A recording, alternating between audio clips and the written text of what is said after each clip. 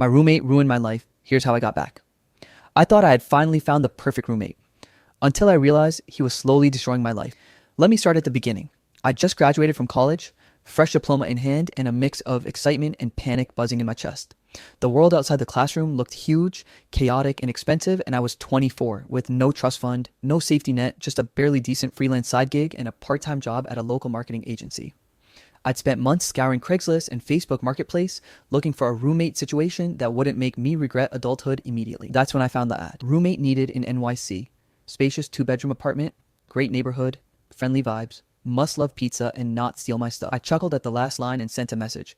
Little did I know, the guy I'd meet was about to teach me a masterclass in betrayal. Jake was everything I thought I wanted in a roommate. When I met him, he had that easy grin that makes you feel like you've known someone forever, and he carried this aura of effortless confidence. He was around my age, probably 25, tall, athletic looking, and charming in a way that made you forget to be cautious. He shook my hand, cracked a joke about how moving in together meant he'd finally stop stealing Netflix passwords from random friends. And I laughed. That was my first mistake, trusting charm over caution. The first few weeks were honestly perfect. We got along like we'd been friends for years. We stayed up late playing video games, argued over who made the better pizza order, and took spontaneous trips to the park or cheap downtown bars. He made me feel like I wasn't just a tenant, I was part of this little duo, like we were conquering NYC together, and I was naive enough to believe it. But of course there were signs, tiny ones at first. Jake would borrow things without asking. First, it was a game controller, then my headphones, then a jacket I thought I left hanging on my chair. Each time, he'd wave it off with some joke. Bro, I thought you'd be okay with it, or don't worry, I'll bring it back tomorrow, which of course he never did. I shrugged it off. I thought, hey, he's my friend. Maybe he just forgets. I'm being too uptight. Money was the first real test. I was meticulous with budgeting because, spoiler alert, I was broke. Jake, not so much. Hey man, could you spot me $50 for groceries? I'll pay you back Friday, he'd say. And Friday would pass, and then next Friday, and suddenly I'd notice I was down a couple $100. When I mentioned it, he'd laugh and say, dude, I totally forgot. Chill out. I got you next time. And I'd say, okay, next time. Because again, I trusted him. I thought, this is a temporary hiccup. He's cool otherwise. I'll admit, some friends of mine raised red flags. Ethan, he's sketchy. That dude's using you. My buddy Marcus warned after I complained about another missing $100. I waved it off. Nah, man, he's fine. He's just forgetful. Big mistake. Number 2, dismissing warning signs from people who genuinely cared. Things escalated slowly but insidiously. The little annoyances, the small manipulations, they were all like drops in a bucket. I didn't notice until the bucket was overflowing. Then came the first real blow. I had been working on a freelance graphic design project for a major client. Probably the biggest one I'd landed since starting out on my own. I'd spent weeks on it, pouring late nights and every ounce of creative energy I had. And Jake, he found out about it. Not because I told him, but because he eavesdropped, lurked, and casually pried. The day it happened, I came home exhausted, ready to submit my final design. I left my laptop in my room while I grabbed a soda from the fridge. When I returned, my heart sank. Jake was sitting there, scrolling through my work. Hey man, this looks kinda amateur. Are you sure you want to send it? He said casually, not meeting my eyes. I could help make it better. I should have said no. I should have locked my door, but I thought, he's my roommate. We're friends. Maybe he's right. And that's how he ruined it. He sent an email to my client under my name. Slight changes, tiny but significant. Things that made my design look sloppy, unpolished, unprofessional. And he copied me in the email, making it look like I had approved it. I opened my inbox to a nightmare. My client's response was curt, disappointed, and worst of all, ended with, I think we need to find someone else for this project. I froze. Every ounce of excitement, every late night, every bit of effort evaporated in a single moment. I confronted Jake. Why would you do that? I asked, my voice shaking. He just shrugged, grinned like it was a joke, and said, man, I was just trying to help. Chill. It's not the end of the world. Not the end of the world? I just lost a client who could have changed everything for me. My savings, already tight, felt like they were draining faster than ever. My confidence shattered. And the worst part, I didn't know if I could ever trust him again. That's when it hit me. Jake wasn't forgetful. He wasn't careless. He was manipulative, calculated even. Every little borrowing, every small lie, every charming smile, it was all part of a bigger picture, and I was smack dab in the center. I spent the next few days in a haze of disbelief and anger. I replayed every interaction we'd had, every time he'd taken something, every little favor he'd needed me to cover. It all made sense now. The warning signs I'd ignored, the friends who told me he wasn't trustworthy, the little instincts I'd brushed off, they were all pieces of the same puzzle. And here's the thing about betrayal. It's not just the action itself. It's the slow, creeping realization that someone you trusted is actively working against you. I felt like my life was unraveling in real time, and Jake was sitting on the couch, grinning, probably playing some dumb game, oblivious to the storm he caused. Or maybe not oblivious. Maybe that grin was deliberate. I tried talking to friends, trying to make sense of it. He sabotaged my work. He's ruining me. I vented to Marcus. He just shook his head. I told you, man. That dude's toxic. You gotta get out before it's too late. And I wanted to. God, I wanted to. But I was stuck. My lease wasn't up for another 9 months. I didn't have enough money to move out immediately. And truthfully, I wasn't sure I had the guts to confront him directly. Not yet. So I did what any logical, slightly desperate 24-year-old would do. I started watching him, observing, keeping track of every little thing he did, every lie, every manipulation. At first, it was just for self-preservation, but the more I saw, the clearer it became. I wasn't just going to survive this, I was going to reclaim my life. I didn't know how yet, but I knew this. Jake had underestimated me. He thought I was naive, passive, a pushover, and that was his first and biggest mistake. By the time I went to bed that night, staring at the ceiling of my bedroom while Jake's muffled laughter echoed from the living room, I made a silent promise to myself. He may have won this round, but the game was far from over. And just like that, the seeds of my revenge were planted. It wasn't just my money or my work. He was after everything I cared about. After Jake sabotaged my freelance client, I thought I'd hit the worst of it. I was wrong. I was so wrong. At first, I tried to chalk it up to a fluke, a single bad moment caused by a stupid roommate mistake. But soon I realized there was no mistake. Jake wasn't careless, he was deliberate. And the scope of what he was doing, I couldn't even begin to comprehend it at first. It started small, just things you'd dismiss as coincidences or bad luck. A missing bill payment here, an incorrect balance on my bank account there. I'd notice overdraft fees piling up and my stomach would twist in anxiety. First, I blamed myself. I must have forgotten to pay something, but then I started looking closer. Transactions I didn't recognize, charges at places I hadn't visited, small amounts, nothing alarming on their own, but they added up fast. And every time I confronted Jake, his grin was unwavering, his shrug infuriating. Chill, dude, it's probably just a mix-up. I didn't touch anything, except he did. By the time I realized the full extent, my finances were a disaster. My savings, painstakingly built over months, were vanishing. I had to call my landlord after he threatened to raise the rent over late payments. I could feel the walls closing in. I thought I was careful. I thought I could trust him. But trusting Jake had been the first mistake. Then came the next level. My phone started buzzing at all hours. Emails from work I never sent, messages to friends I didn't write. Insults, rumors, manipulative lies, all under my name. My workplace, which I had fought tooth and nail to earn a reputation at, suddenly started seeing me differently. My boss, normally patient, emailed me in short clipped sentences. Ethan, we need to discuss your professionalism. Every fiber of me wanted to scream, to explain, but I didn't know where to start. How do you convince someone that your own roommate is systematically trying to ruin you? And it wasn't just work. Jake had started infiltrating my social life too. Friends I'd known for years were suddenly distant, curt, or outright avoiding me. I'd hear snippets of conversations as I passed by. Ethan's not really reliable anymore, or I don't know if I trust him. Each whispered word felt like a knife twisting in my chest.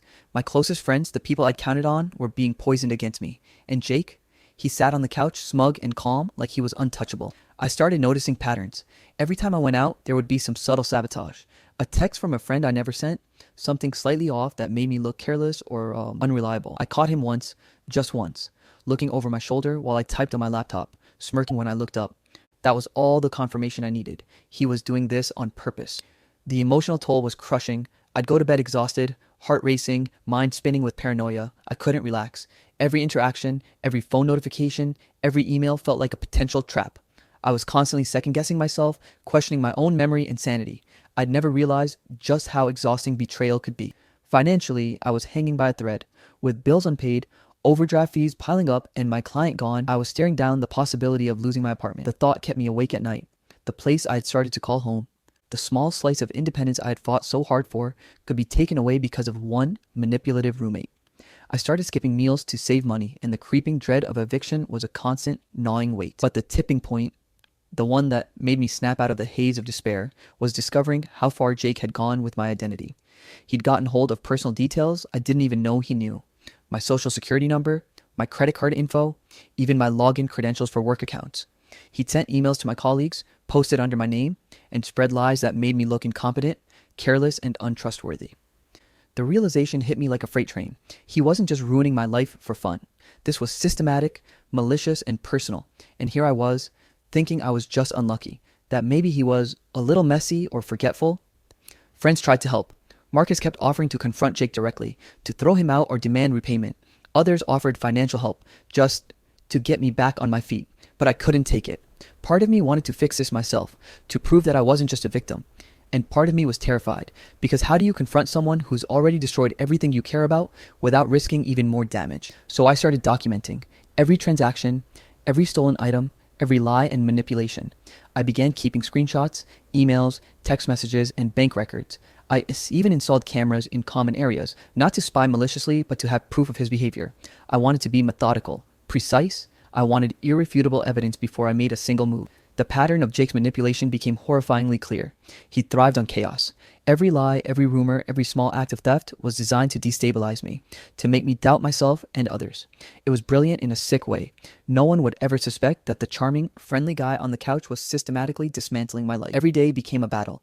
I would come home, hoping it was just another bad day, only to find new obstacles Jake had created. A missed bill, a scolding from work, a friend no longer speaking to me. And yet, I forced myself to stay calm, to stay silent, to gather evidence. I couldn't let anger or desperation guide me. This wasn't a movie. It wasn't some impulsive revenge story. I had to be smart, patient, strategic. And as much as I hated him, and I hated him with a depth I didn't think was possible, I began to understand something crucial. The more he underestimated me, the more control I could eventually take. I knew his arrogance would be his downfall, and I just had to wait for the right moment. By the end of that miserable month, I was exhausted but determined. I had lost work, savings, friends, and nearly my apartment. But I wasn't broken. I was gathering the tools I needed. Little by little, I documented everything. Screenshots of his messages, photos of receipts, copies of emails he sent under my name, even recordings of conversations where he admitted or hinted at his schemes. I knew I couldn't act yet. I had to be patient. I had to make sure every piece of evidence was bulletproof, every domino perfectly aligned. Revenge wasn't about emotional outbursts. It was about precision, strategy, and timing. And so, while Jake lounged on the couch, probably smirking at some new prank he'd pulled on me, I made my plan. One day, he'd pay for everything he'd done, and I'd make sure the world saw exactly who he really was. Because the truth was simple. I hadn't just lost money or work or friends. Jake had waged war on my life. And now, I was ready to fight back. I learned one thing after months of betrayal. Patience is the deadliest weapon. If you'd asked me a year earlier whether I had the patience for something like this, I'd have laughed and called you dramatic. I was impulsive in college, last-minute essays, midnight parties, emotional decisions that made great stories and terrible mornings. Revenge, I thought, belonged to those slick thriller movies where the protagonist had a montage and then a dramatic reveal.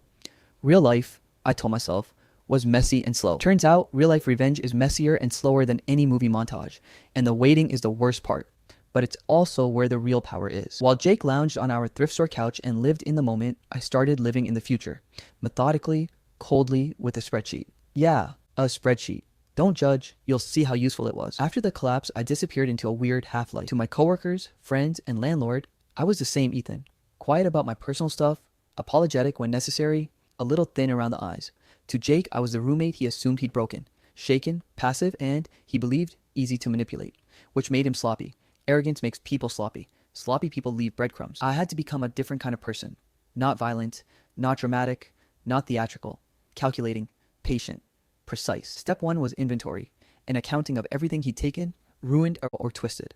My spreadsheet had columns: date, incident, evidence type, location, people involved, notes. I labeled the sheet Project Reclaim. It sounds cheesy now, but the first time I typed the header and hit save, something in me clicked into place.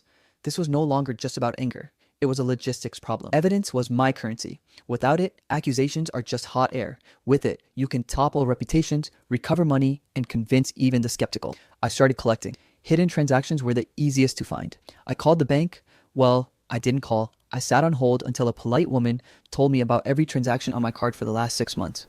I downloaded PDFs, circled unfamiliar vendors, and cross-referenced dates with places I'd been. There were dozens of small charges for deliveries and subscriptions I never ordered. A few nights burritos here, a couple of ride shares there, an online purchase for workout gear. I don't own workout gear.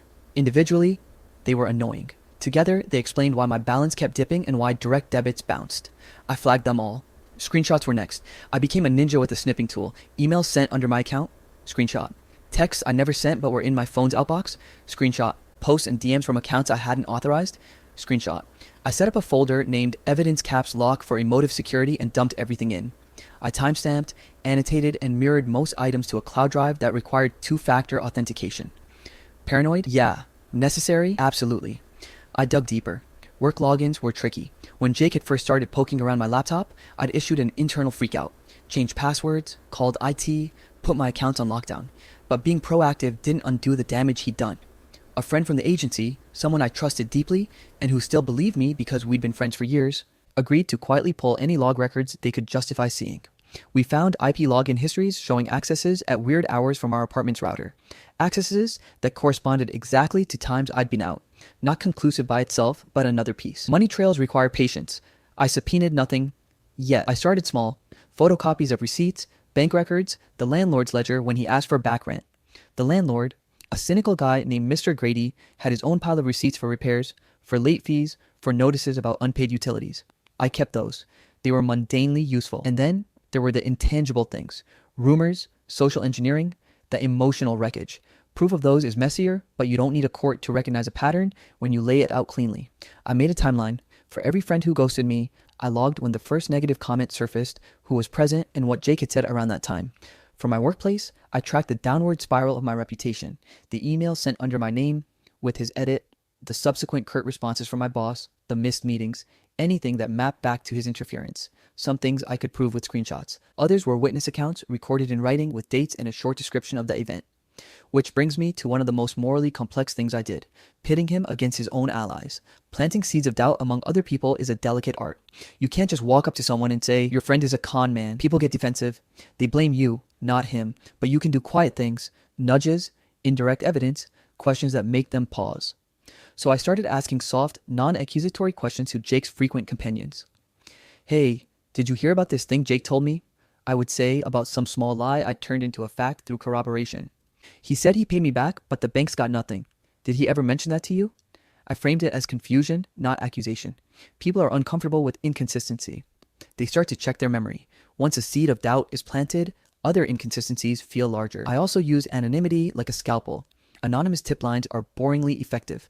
A few carefully worded, anonymous emails to Jake's workplace's HR, not malicious, just heads up, someone's been using a coworker's credentials, might want to check logs, and a couple of complaints to his gym about unpaid personal training sessions with screenshots of transactions started to create a soft background noise of trouble around him. Nothing that immediately destroys him, remember, patience, but enough to make him twitch. You want to know how you keep someone from suspecting you while you're doing all of this? You act like the person you were before. Disoriented, apologetic, a little fragile. I doubled down on performance art. I allowed Jake to see me as a sad, wronged roommate. I let him think he'd already won. That gave me the cover I needed. Small moves to destabilize him were my next priority. Think of it as psychological chess. If you can eke away someone's confidence slowly, they will make mistakes. Bigger ones. While I was collecting hard evidence, I nudged social situations.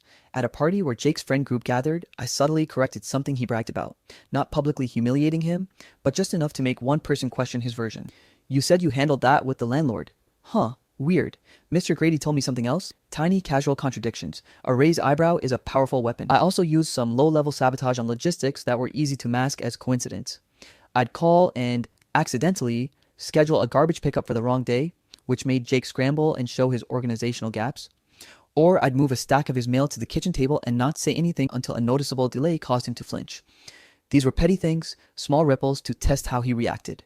He reacted badly. He started snapping. He began to get sloppy in other areas as his anxiety rose. Sloppy people make mistakes that leave traceable trails. The most effective moves were anonymous complaints at work. I'm not proud of this part. It felt great ethically, but I rationalized it. This man had been poisoning my relationships and my livelihood. If HR did a cursory check, maybe they'd pull some logs and see the pattern. The first complaint I sent was a short, factual email. No profanity, no melodrama. I attached screenshots of suspicious logins and a short timeline of incidents. It was enough to get IT to open an inquiry. They sent a polite, corporate-sounding email to Jake asking him to verify certain accesses. He brushed it off to the team as tech weirdness, but later I noticed him checking his devices more often. He tightened up in certain ways that exuded unease. That unease is a symptom I wanted. While all of this was happening, I had to be careful not to let my own paranoia break any laws. Everything I collected was from my accounts, conversations where I was a participant, or public interactions. I didn't hack, I didn't blackmail, I relied on social engineering and the thin lines people cross when their confidence collapses. That kept me honest, mostly, and gave me leverage. One of my proudest subtle wins was convincing one of Jake's closer friends, Tom, a barista who loved conspiracy theories, to keep an eye on him. I didn't tell Tom everything, I simply shared a pattern. Hey man, did Jake ever say when he paid you back for that speaker? He mentioned to me he did, but I don't see it. Tom, guilt-prone and suspicious by nature, started cross-checking his own interactions. He mentioned offhand to another friend that something about Jake seemed inconsistent. Word travels faster than you think. Jake's suspicion did grow. Eventually, he started looking over his shoulder, checking for evidence he might have left behind. He accused me once, 3 months in, while I was making coffee. He said, "You've been snooping with venom." I laughed, which is the weirdest thing I've ever done in real life. I laughed and said, "No, man, I've been a mess. I don't know what's happening to me." He believed it. He still believed it. But he underestimates people who are quietly gathering everything. He didn't understand I'd been compiling a dossier on him like a boring bureaucrat. He hated details. He hated paperwork. I love both. In the evenings, when he passed out on the couch after one of his cheap takeout dinners, I would sit at my desk and file names, dates, places, screenshots, bank statements, receipts. I printed some things and stuffed them in a manila folder I kept under my mattress. Old school evidence storage, feel-good nostalgia for someone who'd just been stabbed in the back. One of the more delicate things I did was to turn his own tricks back on him. Jake loved to gaslight people, twist conversations, edit messages, do the "I was joking" retreat. He thrived on plausible deniability, so I created plausible deniability for the truth. I started matching his lies with objective facts. When he said he'd paid a debt, I showed the bank statement. When he claimed he texted someone, I showed their inbox. When he said a meeting had been set with the client, I showed the email trail where the client had never received confirmation. When you put enough facts together, lies start to look like exactly what they are. Lies. As my campaign moved forward, I kept the moral questions alive. Friends asked me if this was extreme. "Isn't there a simpler way?" Sarah asked one night, voice softened with concern. Sarah was someone I trusted. She'd stood by me when my client abandoned me. I didn't want to lose her too. I told her, I don't want to ruin him for the sake of it. I want to recover what's mine and make sure he can't hurt someone else. That was half true. The other half was that I wanted to make him feel what he'd inflicted on me. Control and humiliation are different things, but they both hold power. The ultimate plan, the one that kept me awake and made me meticulous, had to be three-pronged: social, financial, reputational. You hurt all three and you cripple a person's ability to bounce back. You don't just humiliate them, you remove their options. Financially, I had to expose his theft and fraud. If I could show the bank and my landlord and the IRS, okay, hopefully not the IRS, that he'd been using my identity and funds, he'd be in a world of paperwork and legal headache. That would slow him down, make him lose trust with vendors, and tank his freedom to move. I envisioned a cold letter from a bank about fraudulent activity, a landlord's notice about bounce payment with a trail of his signature errors, a canceled gym membership with unpaid dues. Nothing dramatic, just paper that constricts him. Socially, I needed him isolated. Jake's whole thing was being the center of his little orbit. The party planner, the funny storyteller, the charming rogue. If people stopped trusting him, he would crumble emotionally. People are often a person's currency. If Jake lost that currency, his life's purchases would be smaller. How to do it? Proofs in private messages, corroborated accounts, and enough people hearing his pattern of behavior that his friends would start echoing concerns instead of excuses. People defend their friends, but they abandon lying friends when the truth is simple and obvious. That's human nature. I would expose the truth in a way that was undeniable and, importantly, non-hysterical. Nobody likes being called dramatic. Everyone reacts to facts.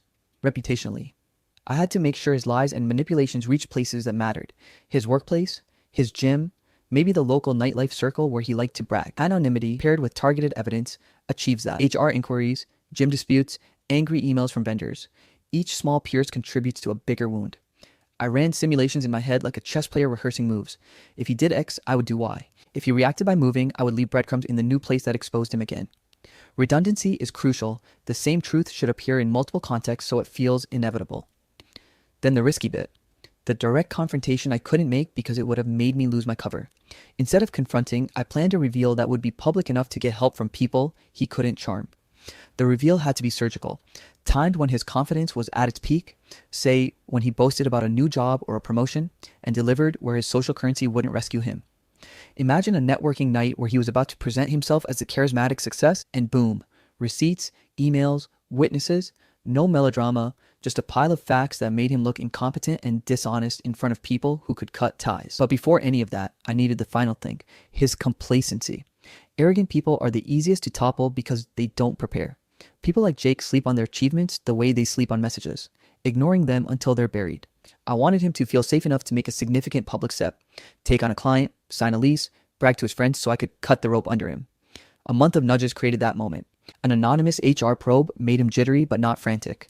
A few pointed questions to his friends made people check their memories. A slow drip of documented facts built the case for the reveal.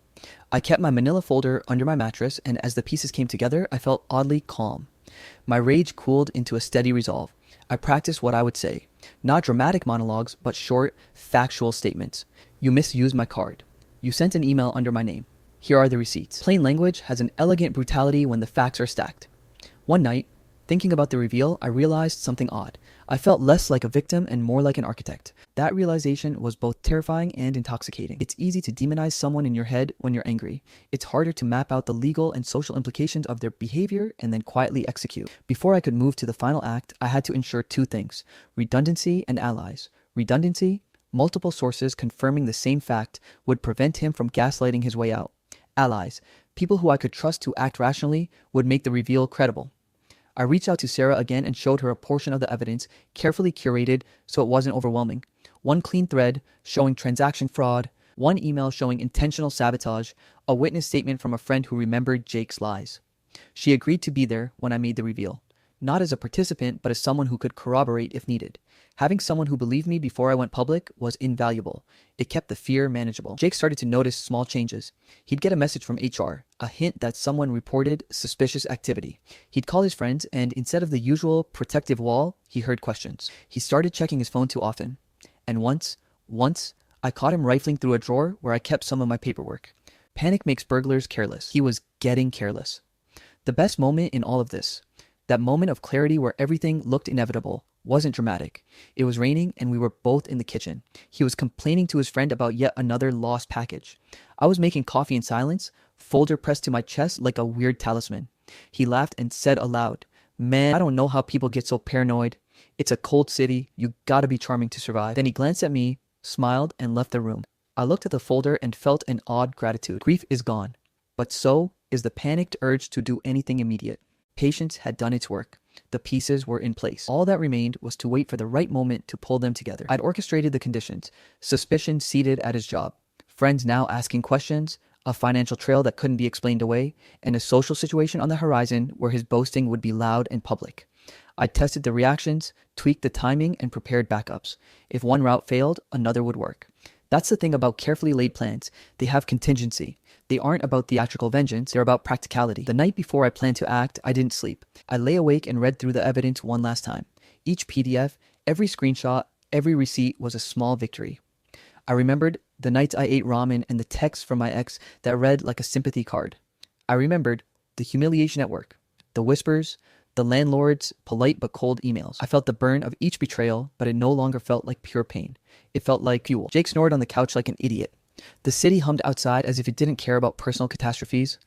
I folded my fingers around the manila folder and whispered to no one. Tomorrow. When you plan revenge, you make a promise to yourself that you will act with intention rather than rage. The difference matters. Rage is loud and messy. Intention is surgical and final. I had been patient for months. I had cataloged his lies, collected receipts, persuaded skeptical friends, and seeded doubt in his circles. I'd made sure his foundation was shaky without being conspicuously sabotaged in a way that would let him rally sympathy. The plan would hit his finances, his friends, and his reputation all at once. It would be clean and it would be undeniable. And with every piece I placed, my hands grew steadier. The real work was done. The reveal was merely a formality. I was ready. All the pieces were in place. The moment I'd been waiting for had arrived, and it was more satisfying than I ever imagined. Months of patience, strategy, and silent suffering all led to this one day, this one carefully orchestrated reveal that would make Jake's entire world unravel. I had been counting down to it for weeks in my head, imagining his panic, the way his friends' faces would change when the truth hit, and the slow realization that he couldn't lie his way out. It started with the friends he thought he could charm. I invited a small group over for a casual get-together. Nothing suspicious, nothing that would set off alarms. Jake predictably strutted in like he owned the place, regaling everyone with exaggerated stories about work, his supposed generosity, and how he always saved the day in situations where he actually caused the chaos. I let him talk. I smiled, I nodded, I even laughed at a few jokes, every move designed to reinforce his arrogance, to make him feel untouchable. Meanwhile, I had strategically placed evidence ready. Screenshots, emails, receipts, all organized and annotated. My friends, who had already started noticing inconsistencies in Jake's stories, were ready to see the full picture. I didn't interrupt him mid-sentence. Instead, I waited for the perfect moment. Jake laughed, lifted his glass, and made a toast to always being the smartest guy in the room. I smiled, then casually said, "Speaking of being the smartest in the room, Maybe you can explain this? I pulled out my phone and started showing screenshots of transactions he had made with my card, texts he had sent under my name, and emails he had falsified to my clients. The room went silent. His laughter froze. His smile faltered. I watched his confidence crumble like a sandcastle under waves. No, wait, that's not, he stammered. I cut him off gently, almost patronizingly. Jake, these are just the facts. Every time you borrowed money and didn't pay it back, every time you sent messages under my name, every little lie you told that made people doubt me, they're all documented. You might want to explain yourself now because everyone here can see it. I could see it in his eyes. Panic. For the first time, he wasn't charming or witty. He was flailing, trying to find a way to spin a story that could survive scrutiny. He didn't have one. One by one, friends I'd lost over the past few months started speaking up. Marcus, who had warned me about Jake early on, detailed how he had seen Jake manipulate situations for personal gain. Sarah described how Jake had spread rumors that made people doubt me. Each testimony was precise, calm, and factual. I didn't embellish anything. I didn't need to. The evidence spoke for itself. Then came the landlord. I had set up a meeting earlier in the day, so he arrived mid-confrontation. Mr. Grady laid out a paper trail of unpaid bills, missing payments, and disruptions in the apartment. The look on Jake's face when he realized that even his housing security was threatened was glorious. He tried to argue, to charm, to deny, but the paper trail was airtight. Every missed payment, every ignored notice, every complaint he had caused, I had it all documented and printed. Next, I hit the professional front. I forwarded a carefully compiled email thread to Jake's current and former clients, HR at his workplace, and the freelance agencies he had boasted about to everyone. Each email was factual, evidence-backed, and professional in tone. No anger, no emotion, just facts.